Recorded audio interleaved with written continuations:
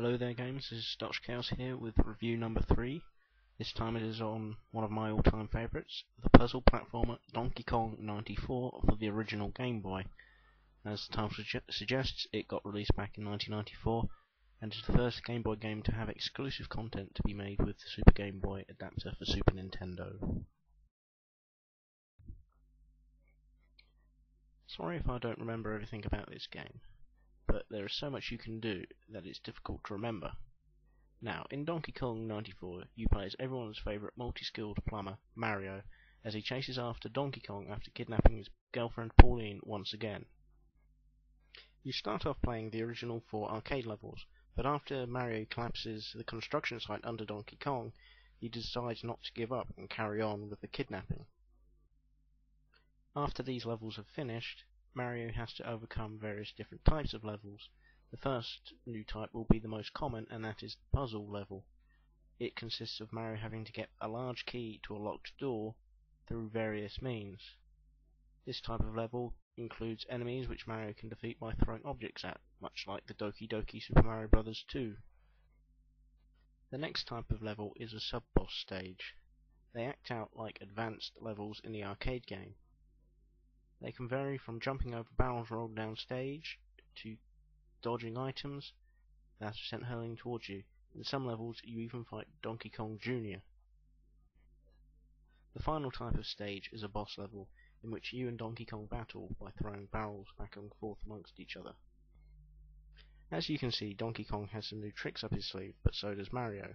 Mario is no longer restricted to running and jumping. He can backflip, handstand, spring jump, and slingshot off ropes. Amongst all the new actions, Mario can still rely on his trusty hammer to destroy enemies and objects. The key, if abandoned too long in levels, resets to its original place, adding challenge to the levels. There is also a time limit, which if runs out, Mario loses a life. However, bonus items unlock special stages in between levels, which means extra lives are never short. There may be few buttons to press in Donkey Kong 94, but there are many different ways of combining them to open up a huge choice of moves. On its own, the D-pad moves Mario around. Left and right move him left and right, and shimmy him across ropes, while up and down allow Mario to go up and down ladders.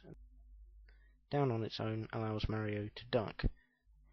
The A button allows Mario to jump, while the B button is his action button. When A is combined with the down button, Mario performs a handstand. If A is pressed again, he'll perform a handstand jump. If you jump as soon as you go into the handstand, he'll do a higher jump, and if A is pressed once more as soon as he touches the ground, he'll do the springboard jump. When running along in one direction, if you press the opposite way, and then the A button quickly before he turns around, Mario will perform a backflip. These are only a few of the moves Mario can do in Donkey Kong 94, but you'd get bored listening to me explain them all.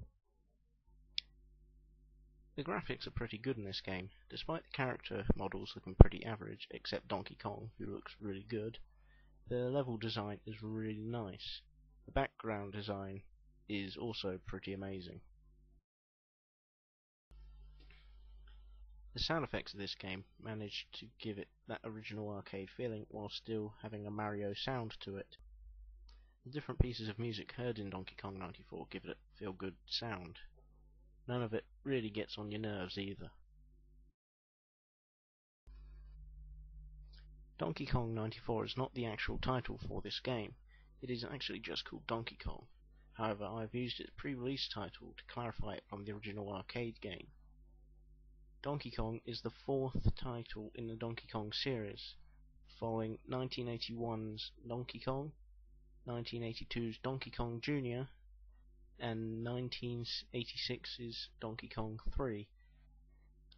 It can be considered the 5th title in the series if you include 1983's Donkey Kong Jr. map. Donkey Kong 94 managed to make it to a Player's Choice Award, which means it must have sold over 1 million copies.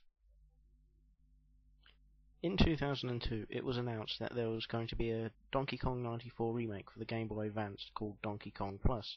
However, these plans were scrapped and were swapped in favour for 2004's Mario vs Donkey Kong, which also had its own sequel in 2007's Mario vs. Donkey Kong 2 March of the Minis. These new games, however, featured the new Donkey Kong that had appeared in Donkey Kong games since Donkey Kong Country.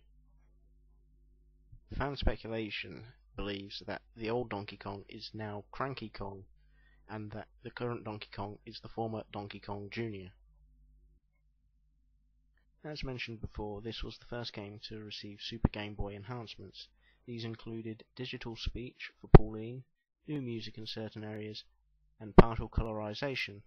There was also a specially designed border that was made to resemble the original arcade cabinet. There really isn't anything bad about this game. I suppose if you wanted something bad about it, it's that once all the levels have been completed, there's nothing else to do other than build upon your best scores. However, with 101 levels, it's unlikely that it's going to be boring. There won't be as many games that keep you as occupied as long as Donkey Kong 94 does. The elements of Super Mario Bros. Incorporated into the Donkey Kong engine makes this game an amazing experience. Good challenges always make you feel good once they've been completed. The boss battles are nicely thought up. It sounds and looks good, and anyone can pick it up and start playing away. All that is left is for me to give this game a score, and since it is the perfect 2D platformer, it gives me no worries to give this game a perfect 10 out of 10. Unfortunately, Nintendo do not do Game Boy games on their Virtual Console yet, so this game is pretty hard to come by. Your best bet would be to look at eBay, although it's pretty rare, so maybe you'll want to try for the later Mario vs. Donkey Kong on Game Boy Advanced. It plays pretty much the same, although you don't get the same classic feel this one gives you. If you want to get in contact with me to ask me a question or request a review, you can use the email address that's on screen now. For my next review, I'll be looking at tactical espionage action of the 2004 remake of 1998 Metal Gear Solid in Metal Gear Solid: The Twin Snakes. Until then, see ya.